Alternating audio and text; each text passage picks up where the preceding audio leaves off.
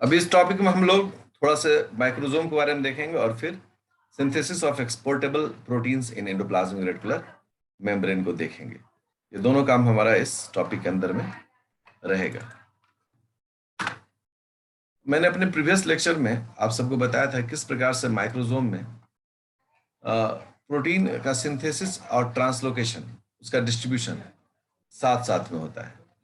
मतलब हमने कहा था कि simultaneous translation and translocation of proteins through microsomes, यही था। इसे टॉपिक को डिस्कस कर रहे थे। तो माइक्रोसोम जो है वो एक बार जब अपना सारा प्रोटीन बना देता है, अब सोचिए कि इसके अंदर में सारा प्रोटीन बना हुआ है, तो अब ये प्रोटीन्स को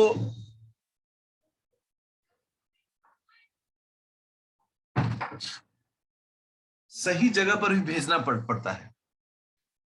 तो सही जगह पर भेजने के लिए इनमें मेम्ब्रेन मार्कर्स होते हैं, स्पेसिफिक मार्कर्स होते हैं मेम्ब्रेन में, और वो जो मार्कर्स होते हैं इनके मदद से ये, ठीक है ना, ये टारगेट ऑर्गन को भेजे जाते हैं, टारगेट ऑर्गेनेल को, टारगेट सेल ऑर्गेनेल्स को। ये काम जो होता है यह माइक्रोसोम के होता है, ट्रांसलोकेशन इससे होता है। इसमें एक और पॉइंट है जिसको हम लोग को देखना चाहिए माइक्रोसोम में, और वो है glycosidation and hydroxylation of amino acids by microsomal enzymes. देखिए स्टूडेंट्स, माइक्रोसोम्स का जो आप क्लास कर रहे हैं तो आपको एक चीज का तो एहसास हो ही गया होगा, ये छोटे छोटे माइक्रोसोम्स बहुत एक्टिव होते हैं और ढेर सारा काम करते हैं, क्योंकि सेल बहुत कॉम्प्लेक्स है। सेल में एक ही साथ सैकड़ों काम हो रहे होते हैं और सेल को हर काम परफेक्टली करना है। यदि मान लो हमें कोई अपने जीवन में कहे कि 10 काम एक साथ करिए, तो कई बार क्या होगा कि 10 में से 4 काम अच्छे से होगा, 6 काम अच्छे से नहीं होगा। बट सेल ऐसा नहीं करता है। सेल को अगर एक साथ 10 काम करना है तो वो 10 काम को अच्छे से करेगा। उसके लिए सेल क्या करता है? उसके लिए सेल अपने सिस्टम में अलग अलग बदलाव करता है। नॉर्मली विद्यार्थियों की समस्या क्या होती है? सर टाइम मैनेज नहीं होता है। टाइम इसलिए नहीं मैनेज होता है क्योंकि हम अपने इमोशन को मैनेज नहीं कर पाते। अगर हम अपने टाइम को थोड़ा सा ब्लॉक करें, थोड़ा सा उसको पार्ट बाय पार्ट करें, थोड़ा सा टाइम को लिमिट करें, तो मल्टीटास्किंग हम हो सकते हैं। तो आप देखिए कि माइक्रोसोमल सिस्टम कैसे मल्टीटास्किंग है कि ग्लाइकोसाइडेशन एंड हाइड्रोक्साइलेशन, ये दोनों काम करता है। ग्लाइकोसाइडेशन का मतलब क्या होता है? Addition of sugar,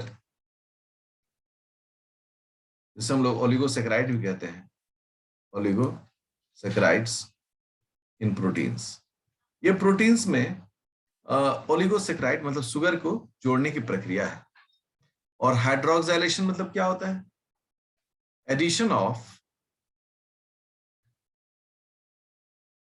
OH group को हम लोग हाइड्रोक्साइल बोलते हैं, हाइड्रोक्साइल ग्रुप है, कि हम लोग हाइड्रोक्साइल ग्रुप को जोड़े। अब ये सभी काम जो होते हैं वो गोल्जी बॉडी में भी दिखाता है, ग्लाइकोसाइडेशन, ग्लाइकोसाइलेशन।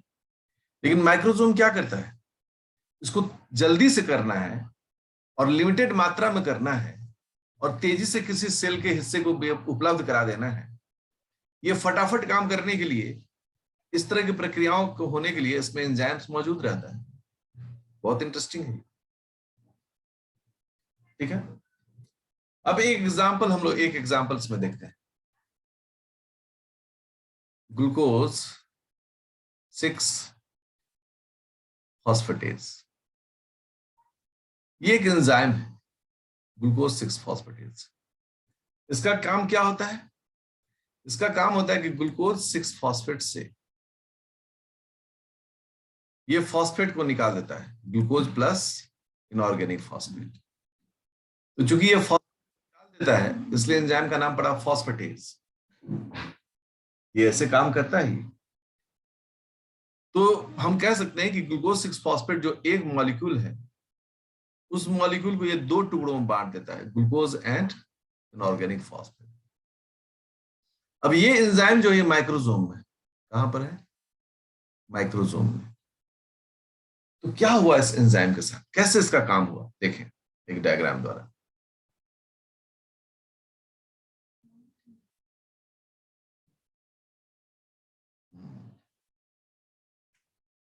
ये माइक्रोसोमल मेम्ब्रेन है और ये ल्यूमेन है। ल्यूमेन मतलब बीच का, ल्यूमेन ऑफ माइक्रोसोम। और इसके मेम्ब्रेन पर बहुत सारे ग्लाइकोजन है। क्या है?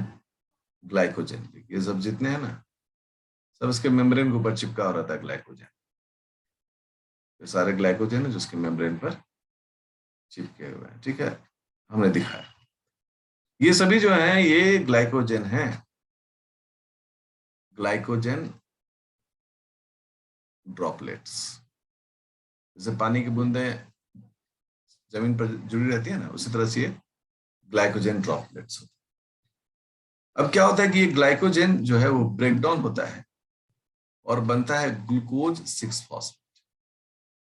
इस प्रोसेस को हम लोग क्या बोलते हैं? इस प्रोसेस को हम लोग बोलते हैं glycogen breakdown. So this is called glycogenolysis. तो ग्लाइकोजेनोलाइसिस का मतलब हो गया ग्लाइकोजन से तोड़कर ग्लूकोज 6 फॉस्फेट बना।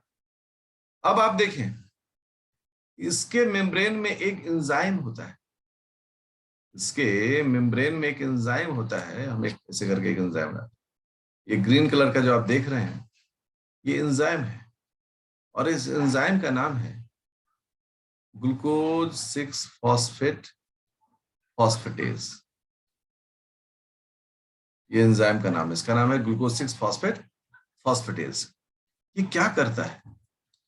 ये इस ग्लूकोज को पिकअप करता है और उसको दो हिस्सों में तोड़ता है।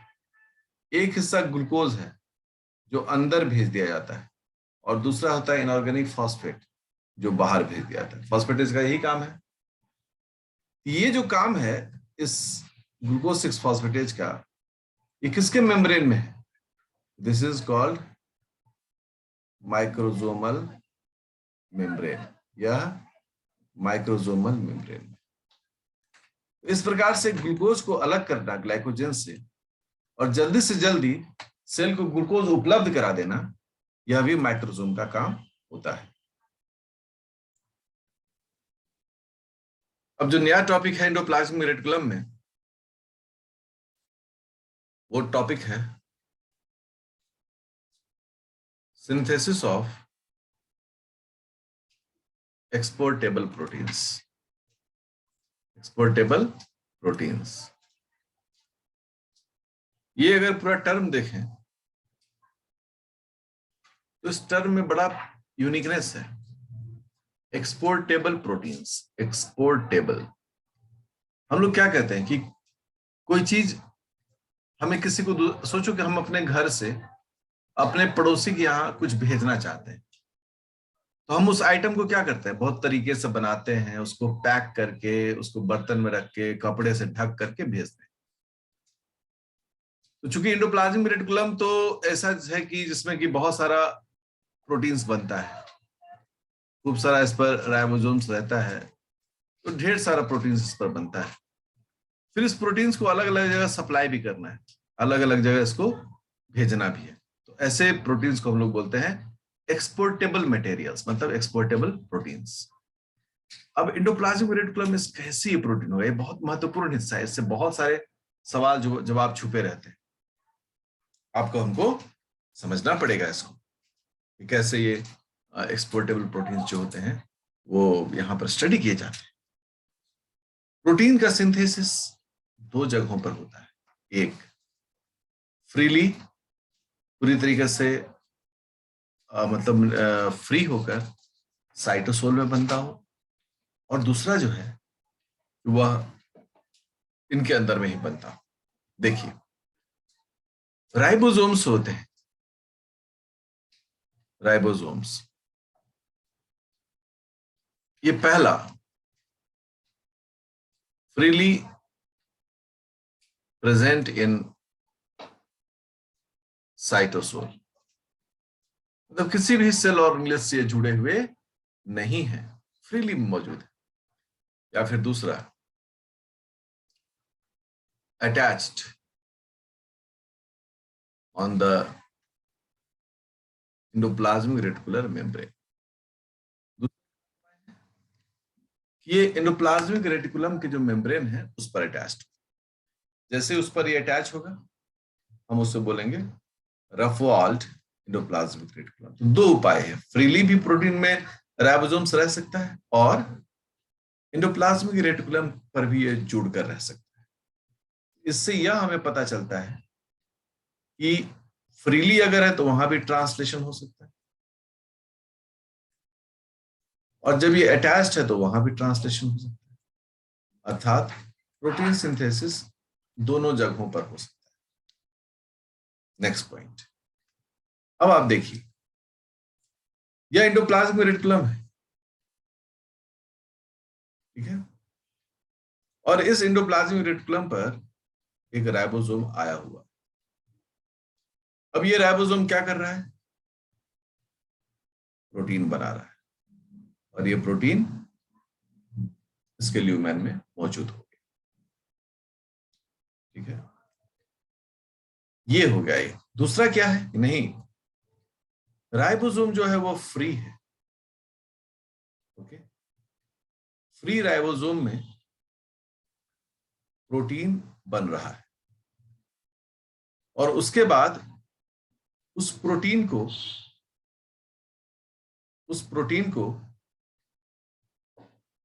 कुछ हम उसको थोड़ा अलग कलर कर दें, हाँ, कुछ दूसरे प्रोटीन की मदद से हम लोग इसको क्या करें, इसको ट्रांसपोर्ट करा के अंदर ले आए, ठीक है ना, और अंदर लाकर ये प्रोटीन जो है अपने, अब आप देखिए, ये भी प्रोटीन है,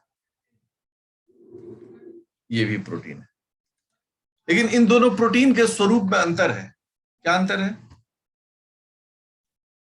सर, जब राइबोसोम जुड़ा हुआ है तो राइबोसोम एंडोप्लाज्मिक रेटिकुलम के सरफेस पर जुड़ा हुआ है, वहीं ये प्रोटीन सिंथेसिस कर रहा है, और वहीं ये उसको रिलीज भी कर रहा है, ठीक है। तो प्रोटीन सिंथेसिस हो रहा है मतलब ट्रांसलेशन, ठीक है। अब ये ट्रांसलेशन कहां पर हो रहा है? एंडोप्लाज्मिक रेटिकुलम के ऊपर हो रहा है, इसको हमने कहा को ट्रांसलेशन, और साथ ही साथ ये सप्लाई भी किया जा रहा है, तो हम लोगों ने कहा ट्रांसलोकेशन, ठीक है। इसको एल कर दो। अगर इसको पूरा पढ़ा जाए तो लिखा हुआ है को ट्रांसलेशनल ट्रांसलोकेशन, ओके। दूसरा जो है वहां क्या कि ट्रांसलेशन हो जा रहा है, तब ये काम हो रहा है, इसको हम लोग लिख रहे हैं पोस्ट ट्रांसलेशनल ट्रांसलोकेशन। कहने का मतलब है कि पहले ट्रांसलेशन यहां हो गया, और उसके बाद इसको ट्रांसलोकेट किया गया है। पोस्ट मतलब बाद में, ट्रांसलेशन के बाद में ट्रांसलोकेशन। तो ये दो प्रकार का ट्रांसलोकेशन जो होता है वो देखा जाता है एंडोप्लाज्मिक रेटिकुलम के साथ।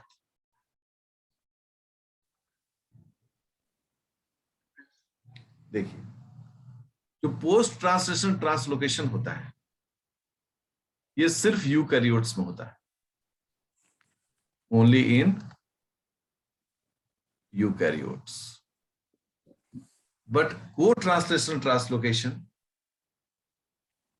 ये दोनों में होता है, प्रो एंड यूकैरियोट्स। आपके मन में सवाल आएगा कि सर प्रोकैरियोट में तो एंडोप्लाज्मिक रेटिकुलम नहीं होता है अलग से। हाँ, अलग से नहीं होता है, लेकिन एंडोप्लाज्मिक रेटिकुलम का जो काम होता है वह प्रोकैरियोट्स में उसका प्लाज्मा मेम्ब्रेन करता है। उसका प्लाज्मा वही इसका डायनेमिक काम करता है। ईआर इन प्लाज्मा मेम्ब्रेन उसको हम लोग बोलते हैं, वहां पर ये काम होगा। अब मन में जिज्ञासाएं बढ़ती हैं, सर कैसे करें ये काम होगा। तो हम लोग एक यहां पर छोटा सा टॉपिक बना देते हैं, translocation of polypeptides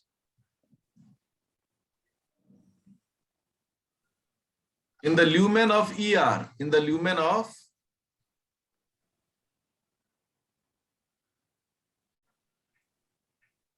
of endoplasmic reticulum।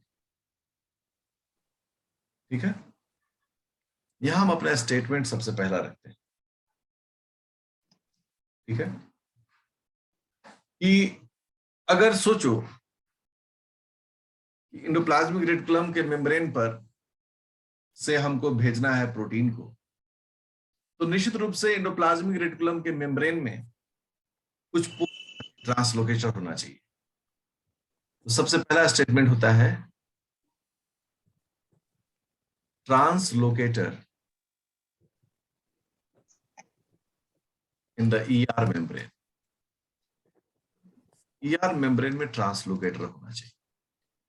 What does it mean? Translocator का क्या मतलब होता है?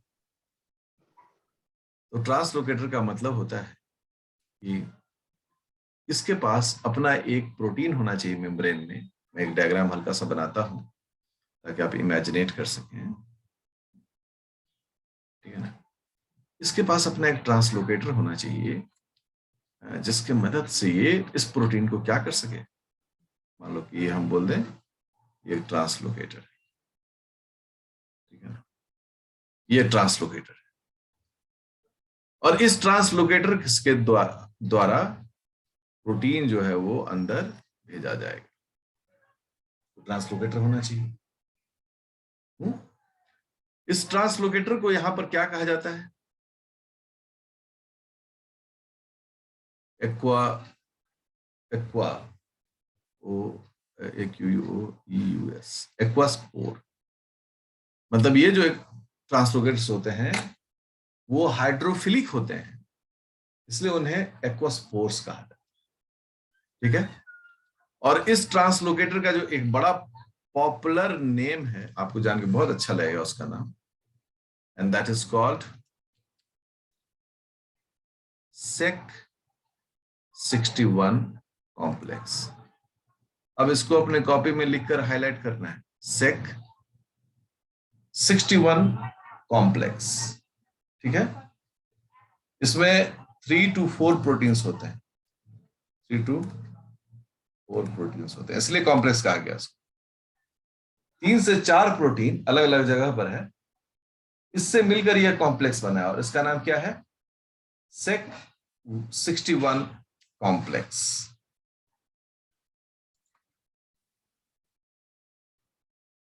अगला जो पॉइंट है,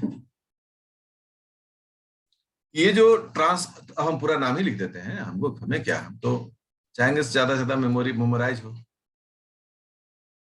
ट्रांसलोकेटर SEC61 कॉम्प्लेक्स, हम पूरा नाम ही लिख दिए, यही नाम है इसका।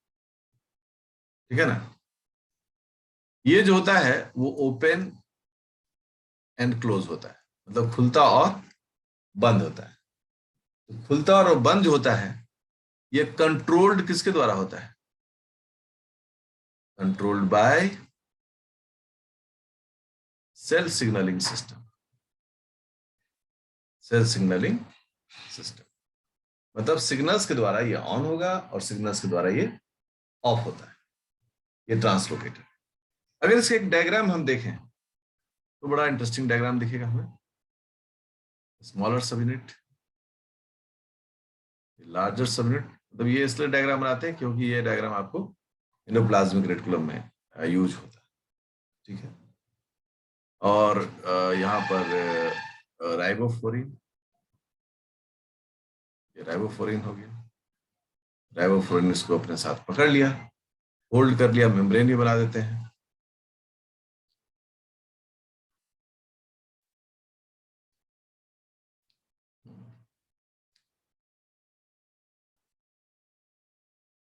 तो मेम्ब्रेन इस तरह से दिखता है और यहीं पर ये ट्रांसलोकेटर जो है वो मौजूद रहता है।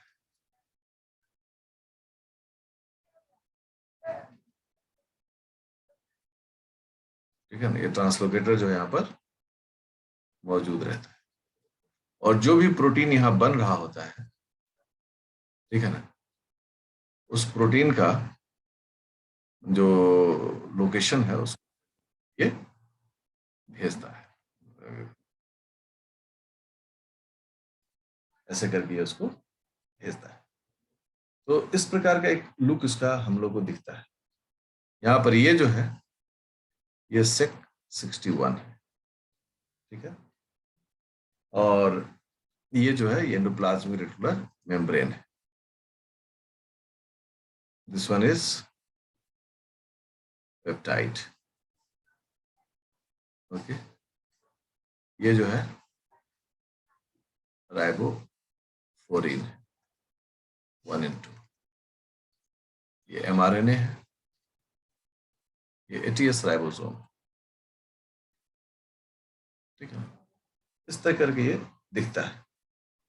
अब इसमें और भी, अभी इसमें स्ट्रक्चरल पार्ट में और भी चीजें होती हैं, लेकिन अभी उन सब चीजों को हमने नहीं बना रहे, लेकिन हम एक बार अगर आपको दिखाना चाहें तो उसको दिखा सकते हैं, ठीक है। ये इसके साथ जुड़ा हुआ एक यूनिक प्रोटीन होता है, ये राइबोसोम के लार्जर सबयूनिट से जुड़ा हुआ है, दिख रहा है। इसको कहा जाता है SRP। SRP का फुल फॉर्म होता है, इसको अलग से बताएंगे, signal recognition particle.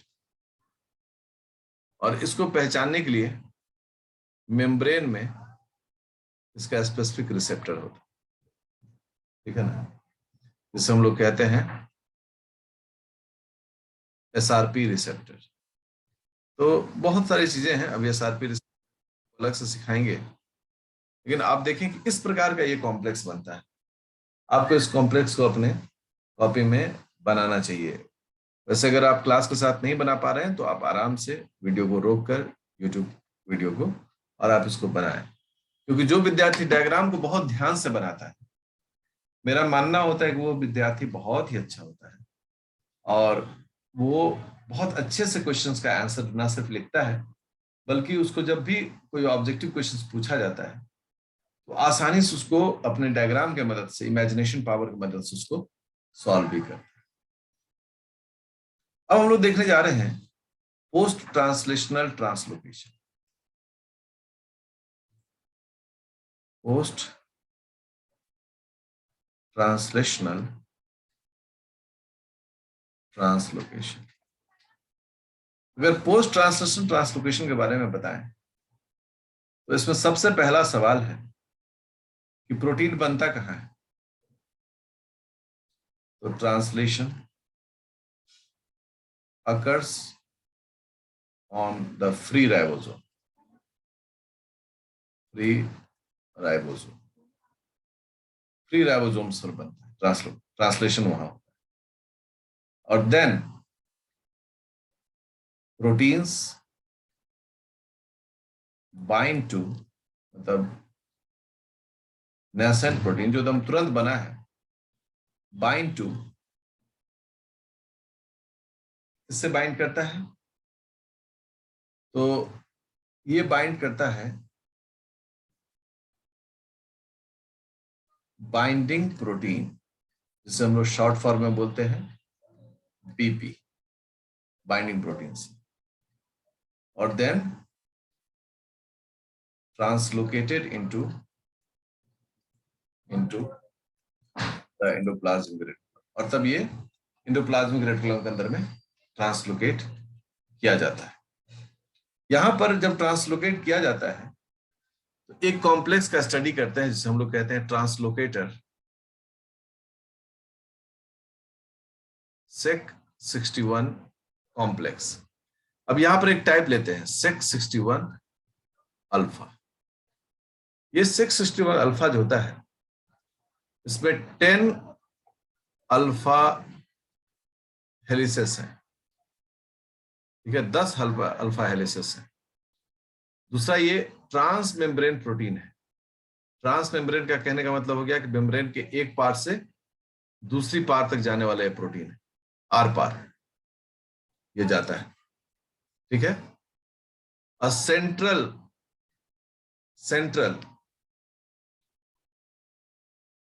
Channel, central channel होता है बीच में, मतलब बीच में ये इस प्रकार का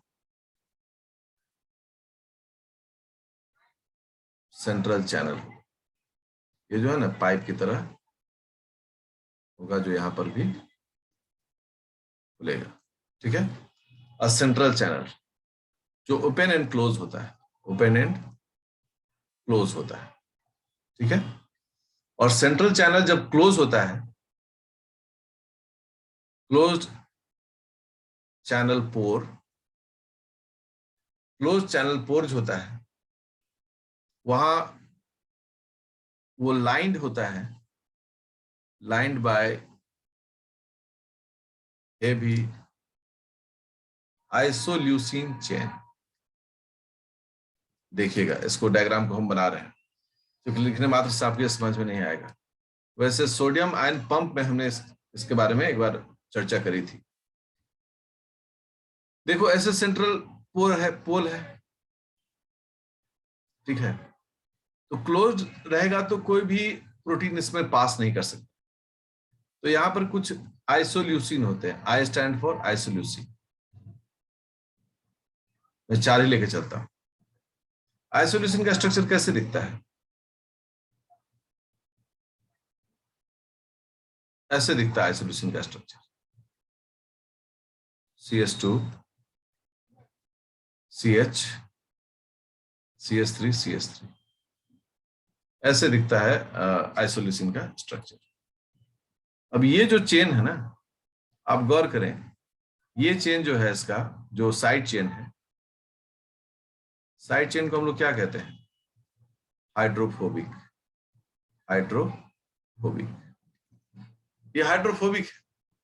अब सोचिए कि यही साइड चेन अगर यहां रहेगा, उसको हम लोग ऐसे निरूपित कर रहे हैं, एक CH2 CH CH3 CH3 CH2 CH CH3 CH3 CH2 CH CH3 CH3 CH2 CH CH3 CH3। अब आप देखिए कि ये जो पोर का रीजन है, ये पूरा रीजन, इसको हम एक कलर कर देते हैं। अरे इससे कलर नहीं होगा, हाँ इससे गोल वाले से कलर होगा। ये देखिए,